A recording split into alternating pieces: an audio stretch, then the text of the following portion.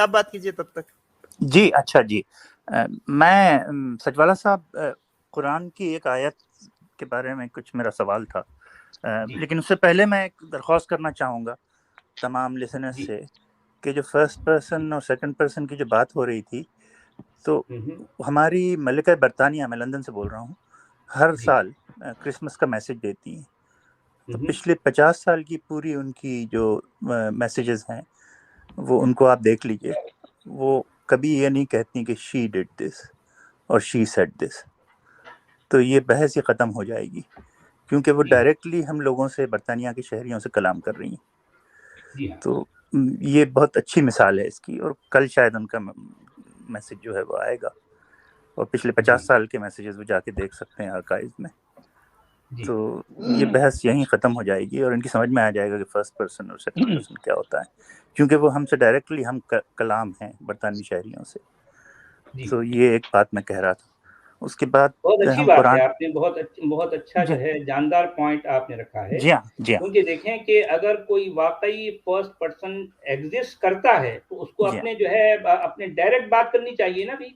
جی ہاں بالکل. تو قرآن میں اللہ کیونکہ ایگزسٹ نہیں کرتا، قرآن کا اللہ غائب ہے، تھرڈ پرسن ہے، تو قرآن کے لکھنے والوں نے اپنی ہر بات کو اللہ سے جوڑ کر اپنی بات منوائی ہے.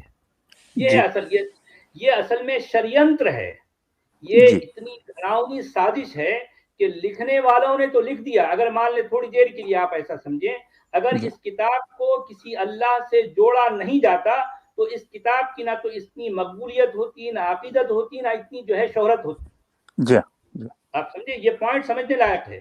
قرآن کی ساری مقبولیت، ساری شہرت، سارا جو ہے اس کی عظمت، سارا کمال جو ہے یہ اس راز کے اندر چھپا ہے کہ اس کو کسی نامعلوم اللہ سے جوڑ دیا گیا. جی ہاں. جہاں جہاں اللہ آتا ہے اس کو ہمیشہ غائب بتایا گیا ہے کہ اللہ ایسا ہے، اللہ ویسا ہے، اللہ جیسا ہے، اللہ تیسا ہے. ارے اللہ نے خود نہیں کہا کہ اللہ کیسا ہے، کہیں بھی نہیں کہہ رہا. جی نہیں، بالکل نہیں. تو میرا اسی تعلق سے پھر یہ سوال ہے کہ قرآن میں جو کہانیاں ہیں، قصے کہانیاں گھڑے ہوئے، یہ اتنے مضحکہ خیز ہیں، ریڈیکولس ہیں، کہ کوئی سمجھدار آدمی 15 سال کا بچہ بھی اس کو پڑھے تو وہ کہے گا کہ یہ ہو کیا رہا ہے. پہلی بات تو میری سمجھ میں نہیں آ رہا، اور اگر میں سمجھ بھی جاؤں تو یہ بہت ہی مضحکہ خیز اسٹوری ہے، ریڈیکولس اسٹوری ہے. تو ایک مثال میں دینا چاہوں گا، اور آپ اس پہ تھوڑی سی مطلب وضاحت کیجیے گا، کہ جو 65 آیت ہے اس کی آل عمران کی، اس میں پہلے خدا لوگوں کو ڈراتا ہے کہ جس طرح میں نے، 365 کہہ رہے ہیں آپ؟ جی ہاں 65 میں 365 کہہ رہے ہیں. ہاں اس امت میں جی جو، ذرا یہ آیت نکالیے. جی لگا رہا ہوں. 3.65 جی لگا رہا ہوں سر.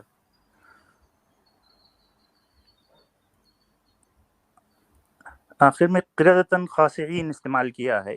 میرا جو میں عربی تھوڑی بہت جانتا ہوں، تو ایک ذلیل بندر، اس کو ہم اردو میں یا ہندوستانی میں ٹرانسلیٹ کریں گے. تو یہ ذلیل بندر کس کو کہا جا رہا ہے؟ یہ گالی کس کو دی جا رہی ہے؟ جی یہ 365 میں وہ ورڈ نہیں ہے جو آپ کہہ رہے ہیں. نہیں سوری، 265 میں غلطی ہوئی مجھ سے، معاف کیجیے. 265. اچھا، سورہ بقرہ کی بات کر رہے ہیں. جی ہاں، بقرہ کی. اچھا میں نے بھی اب نکال لیا اس کو اس پہ. تو قرأۃً خاشعین کہا گیا ہے. مجھے لگ رہا ہے کہ یہ اسٹوری انسانوں کو بندر بنانے کی تھی، مچھلی پکڑ رہے تھے، اس کو ریپیٹ کیا جا رہا ہے. جی ایگزیکٹلی یہی بات ہے نا. جی ہاں.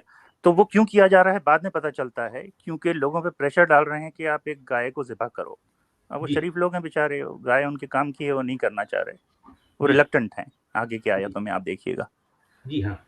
تو خیر وہ کسی طرح سے ان کو دھمکیاں دے کے کہ تم کو بندر بنا دیں گے، یا پر آپ کو یہ کر دیا جائے گا، وہ کر دیا جائے گا، ان پہ پریشر ڈال کے وہ لوگ ان سے گائے کٹوا دیتے ہیں.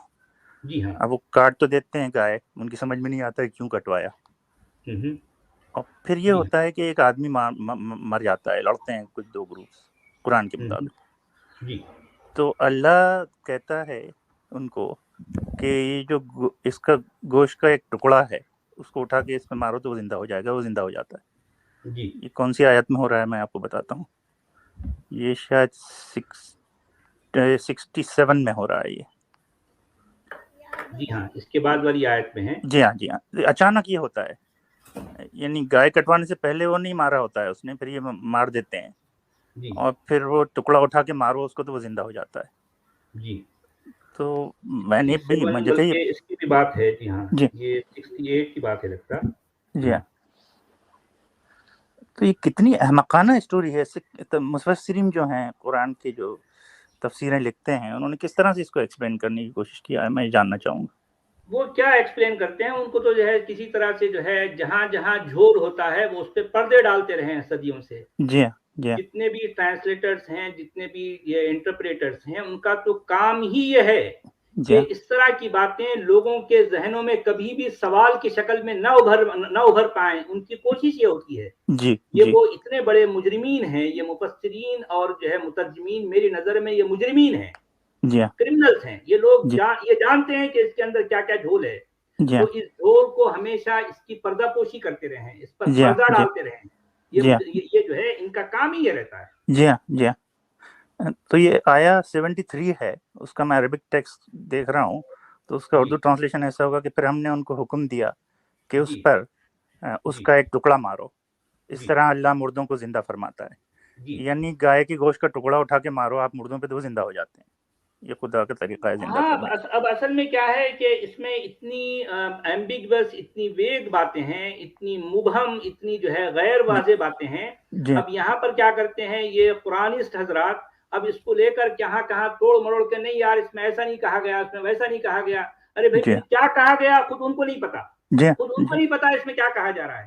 جی ارے جی بھی ایک فضول سی, ایک بے ہنگم سی, ایک بیکار سی ایک سٹوری ہے جی جس کا آج کے دور کے انسان سے بھلا کیا تعلق بتائیے. جی کوئی تعلق نہیں ہے. اب اس جی طرح کی قصے کہانیاں بھرے پڑے ہیں. جی اگر آپ دیکھتے ہیں قرآن کے اندر آلموسٹ 97%, جی قرآن میں آلموسٹ 97% جو ہے صرف پرانے زمانے کے قصے کہانیاں ہیں, ادھر ادھر کی لے کے جمع کی گئی. جی ہاں. اس اور کا بڑی آج کی تاریخ میں آج کے انسان سے کوئی لینا دینا نہیں. جی ہاں جی ہاں.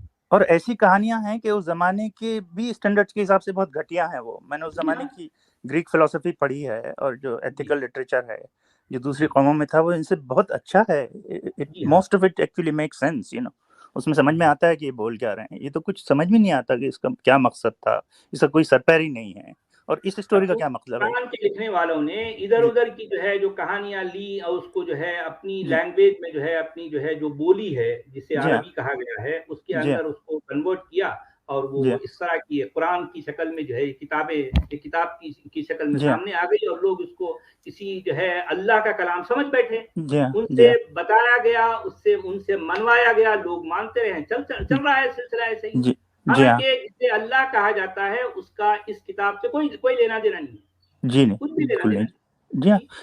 کوئی بھی تھوڑا بہت بھی پڑھا لکھا آدمی ہے اس کو اگر پڑھے تو اس کی سمجھ میں آ جانا چاہیے نا کہ یہ کیسی کتاب ہے بھائی. یہ قیامت کیونکہ تک کے لیے مومنین سے گائیڈنس جو میں دے یہ رہی ہے ریکویسٹ اس میں. کرتا ہوں, یہ جی درخواست کرتا ہوں کہ مومنین آپ اپنی آنکھوں سے عقیدت کی پٹی ہٹاؤ, جی اور جی آپ کا جو ایمان کا جو ہے جو تودا اپنے دماغ پر اپنے عقل پر جو ہے جو ڈالے ہوئے ہیں اس کو یہاں سے ہٹاؤ.